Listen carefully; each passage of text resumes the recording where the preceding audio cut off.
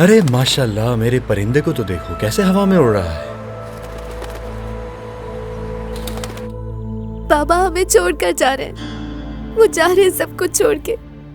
वो हमको डिवोर्स दे रहे हैं और अब वो कादिर की मॉम के साथ रहेंगे। तुम मजाक कर रही हो ना? तुम जानती हो ना क्या कह रही हो शिजा?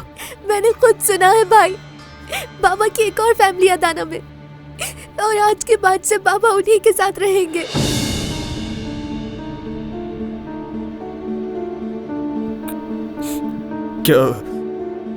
क्या ये सच है?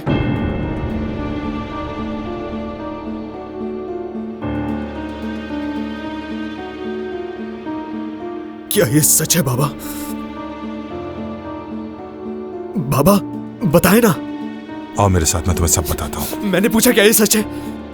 मैंने पूछा क्या ये सच है? मॉम, जो हमारे लिए बेहतर है मैं वो कर रही हूँ। मैं नहीं चाहती कि हमारी तलाक हो। जो कुछ पूछना है अपने बाबा से पूछ लेना, लेकिन बस मेरी जान तुम पुरसुकून रहना।